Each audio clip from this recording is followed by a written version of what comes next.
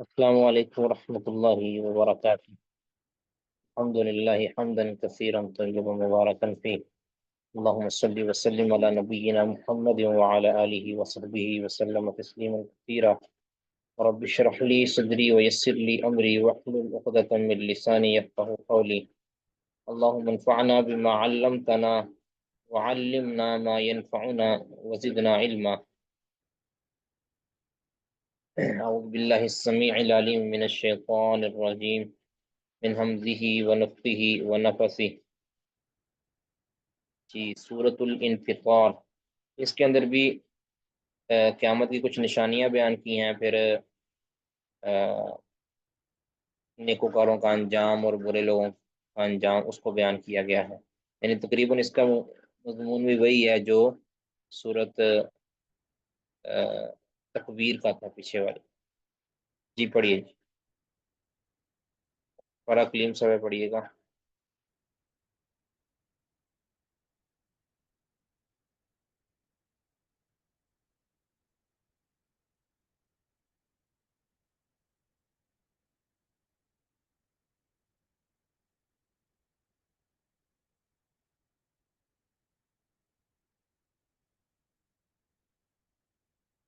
جی کوئی اور پڑھ لیں جی.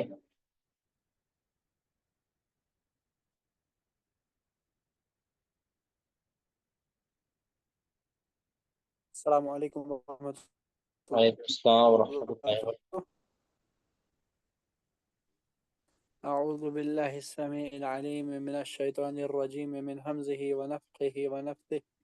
بسم اللہ الرحمن الرحیم. اذا السماء انفطرت، جب آسمان پھٹ جائے گا. واذا الکواکب، اور جب تارے ستارے گر جائیں گے. ہاں جی، یہ بالکل واضح ہے جی یہ وفتحت، مسئلہ. جی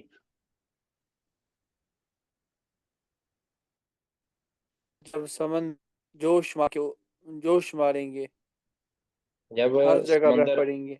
ہاں جی، یعنی پھٹ جائیں گے. فجرت کا مطلب یہ پھوٹ پڑنا. اس طرح صبح فجر کو کہتے ہیں نا، فجر جو پھوٹتی ہے، تو فجرت ان کو وہ پھوٹ پڑیں گے خوب. ہاں، تو پچھلی آیت کے اندر تھا، پچھلی صورت میں، کہ اذا البحار سجرت.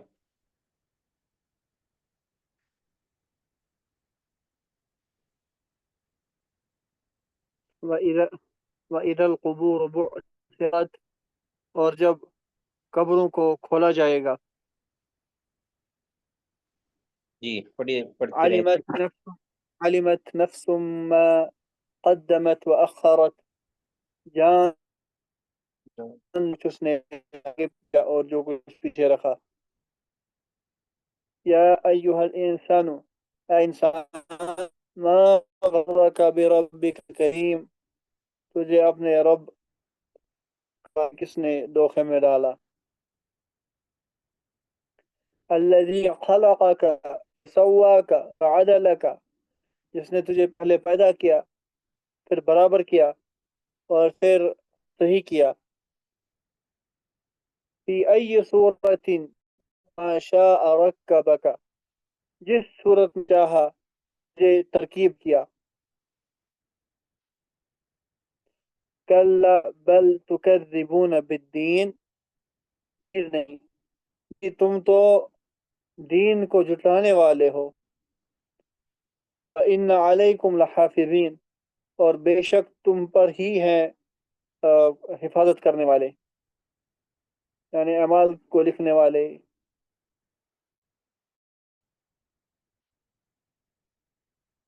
کاتبین، جو برگزیدہ ہیں، معزز ہیں اور لکھنے والے ہیں. یعلمون ما تفعلون، وہ جانتے ہیں جو کچھ تم کرتے ہو.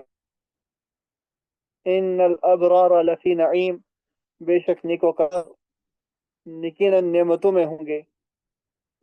ان الفجار لفی جحیم، اور بے شک فاجر گناہگار لوگ جہنم ناآب میں ہوں گے.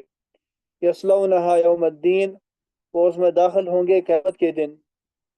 وما هم عنها بغائبین، اور وہ اس سے غائب نہیں رہ سکیں گے، بھاگ نہیں سکیں گے۔ وما ادراک ما یوم الدین، اور تجھے کیا چیز بتلائے کیا ہے یہ یوم الدین۔ ثم ما ادراک ما یوم الدین، اور پھر آپ کو کیا چیز سمجھائے کہ کیا ہے وہ یوم الدین۔ یوم لا تملک نفس لنفس شیئا، یا ایسا دن ہے جس دن کوئی جان کسی جان کے لیے کسی چیز کی قوت نہیں رکھے گی، ملکیت نہیں رکھے گی۔ والامر یومئذ للہ، اور سارا کا سارا معاملہ اللہ کے لیے ہوگا۔ یہ اس صورت کے اندر شروع میں قیامت کی نشانیوں کو بتایا گیا ہے، قیامت جب برپا ہوگی تو یہ ہوگا۔ تو پھر بتایا گیا ہے کہ اس دن عالمت نفس ما قدمت واخر، جو اس نے آگے بھیجا جو پیچھے بھیجا، اس کا مفہوم مختلف بیان کیا جاتا ہے۔ بہرحال بعض یہ کہتے ہیں کہ جو اس نے اپنی زندگی کے اندر برے یا اچھے اعمال کیے، اور جو اس نے چاہے اچھے یا برے اعمال اپنے پیچھے چھوڑے، یعنی اس کو جاری عمل جو چھوڑے اس نے پیچھے، اور کسی نے مسجد بنوا دی یا کسی نے مندر بنوا دیا، جو بھی اس نے عمل کیا ہوگا اس کے اعتبار سے اس کو جو اس نے پیچھے چھوڑ کے آیا اپنے اعمال اس کے جاری جاری رکھے اس نے، یہ سارا کچھ وہ اپنے سامنے دیکھ لے گا۔ آگے اللہ تعالیٰ دعوت فکر دیا ہے کہ یعنی انسان جو اللہ رب العزت سے بیگانہ ہو چکا ہے، اپنی وہ حقیقت تو پہچانے اللہ کا کتنا احسان ہے اس کو اوپر، کہ جو جس کو اللہ نے وجود دیا ہے اور اس کو اتنی خوبصورت ساخت دی ہے، اس اللہ سے ہی بیگانہ ہوا ہے۔ ٹھیک ہے، پھر اگر آخر میں جو ہے وہ قیامت کے انجام کے متعلق بتایا۔ ٹھیک ہے جی، کرامن کاتبین کے فرشتے ہیں، یہ حقیقتاً دو فرشتے ہیں، حافظین علیکم لحافظین، یہ حفاظت کرنے والے، مطلب بھی حفاظت کا مطلب بھی تمہارے اعمال کو محفوظ کرنے والے، نیک یا بد دو بھی ہیں۔ دو فرشتے جو ہیں اس کے ساتھ معلق ہیں، وہ لکھتے ہیں، حتیٰ کہ وہ جو دل میں اٹھنے والے ارادے ہیں ان کو بھی لکھتے ہیں۔ ٹھیک ہے،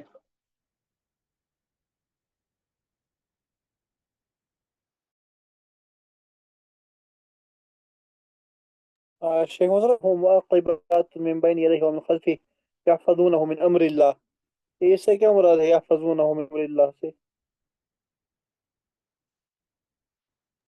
ایک منٹ ذرا میں بتاتا ہوں۔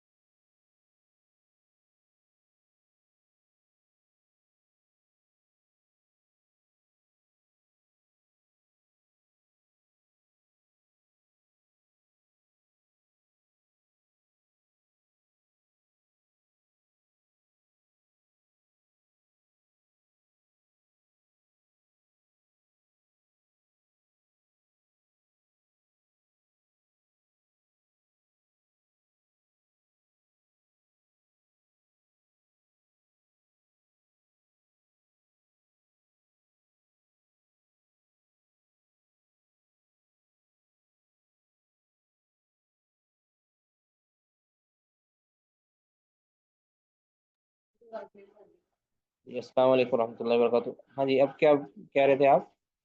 سوال کیجیے گا۔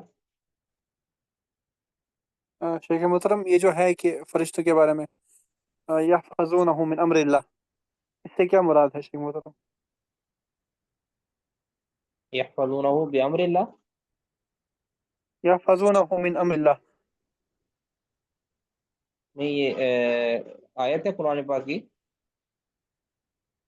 جی جی شیخ محترم جی آیت۔ اگر آیت ہے وہ نکالیے گا نا، کس پارے کی آیت ہے، کون سی صورت کی؟ جی شیخ، میں شیخ صاحب پڑھتا ہوں۔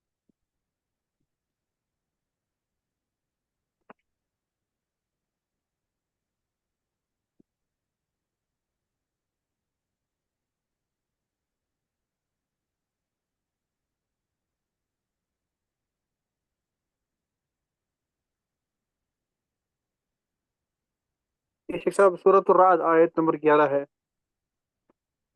جی लहू मुअक़्क़िबात मिन बैनि यदैहि व मिन खल्फ़िही यहफ़ज़ूनहु मिन अल्लाह। जी शेख मतलब अच्छा। इससे लहू पहले आयत।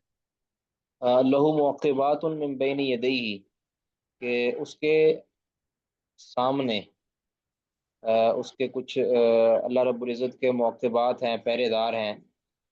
व मिन खल्फ़ी, और उसके पीछे भी, यहफ़ज़ूनहु मिन अम्रिल्लाह, तो उसकी अल्लाह के हुक्म से उसकी हिफाजत करते हैं। अच्छा जी। जी शेख, ये हिफाजत से क्या मरा है शेख साहब? हिफाजत से मुराद एक तो ये है कि एक तो ये मुराद है कि उसके जो अमाल लिखते हैं, ठीक है, अमाल उसके लिखते हैं। दूसरा ये भी हो सकता है, ये भी है, बल्कि हो सकता क्या कि उसकी दीगर आफात से, मुसीबतों से, परेशानियों से, उस पर होने वाले हमलों से उसकी हिफाजत करते हैं। ठीक है।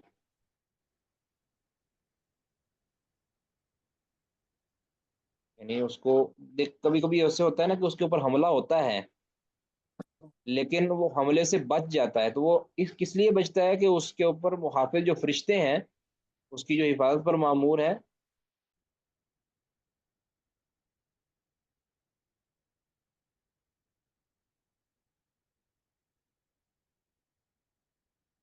जी। यानी उसकी ऐसी आफात के जो उसकी किस्मत में नहीं लिखी हुई, उन आफात का जब उन पर हमला होता है तो फरिश्ते उसको बचाते हैं। ऐसा नहीं होता जैसे एक बीमारी मुतअद्दी होती है, एक बंदे को तो लग जाती है, दूसरे को नहीं लगती। वो क्यों नहीं लगती? अल्लाह रब्बुल इज़्ज़त की हिफाजत होती है। इस तरह यानी अल्लाह के फरिश्ते उस पर मुहाफ़िज़ मुकर्रर होते हैं। और जो मुसीबत और परेशानी यानी कि किस्मत के अंदर लिखी हुई होती है, तो उससे वो फरिश्ते महफूज नहीं रख सकते, फरिश्ते उससे नहीं बचा पाते। तो मिन बैनि यदैहि व मिन खल्फी, मतलब ये वो मुहाफिज फरिश्ते हैं। एक तो नेको सा बद अमाल को लिखते हैं, दूसरे उसकी मुसीबतों और परेशानियों से हिफाजत भी करते हैं। वल्लाहु आलम बिस्सवाब। जी शेख, जज़ाकुमुल्लाह खैरा। जी, इसमें किसी का कोई और सवाल है जी? यौम ला तमलिकु नफ्सुन लिनफ्सिन शैया, इससे कुछ लोग जो शफात की जो नाफी है ना, शफात की जो मुनकिर हैं, उसकी वो वहाँ से इस्तिदनाद करते हैं, दलील पकड़ते हैं, जबकि उनकी ये दलील नहीं है। क्योंकि वल अम्र यौमइज़िन लिल्लाह, ये अल्लाह रब्बुल इज़्ज़त के लिए सारे इख्तियारात होंगे क़यामत के दिन। मतलब ये है कि अल्लाह के इख्तियार के बगैर कोई भी किसी का नफ़ा नहीं कर सकेगा। अल्लाह के इख्तियार के बगैर अल्लाह जिसको चाहेगा वो दूसरे के लिए मुफीद साबित हो सकता है शिफात के ज़रिए। यानी फ़ी नफ्सी ही कायदा यही है कि कोई किसी के काम नहीं आएगा, मगर जिसको अल्लाह रब्बुल इज़्ज़त किसी के काम आने की इजाज़त दे दे, वो भी अल्लाह रब्बुल इज़्ज़त के हुक्म से होगा ना। तो गोया असलन कोई किसी के काम नहीं आने वाला। ठीक है, जो किसी के काम आएगा भी ना क़यामत के दिन, वो अल्लाह रब्बुल इज़्ज़त की इजाज़त से ही आएगा। तो इससे शिफात की बिल्कुल भी नफ़ी नहीं होती। शिफात की आयात वो ख़ास हैं, और ये जो आयात हैं इस तरह की, ये आम है।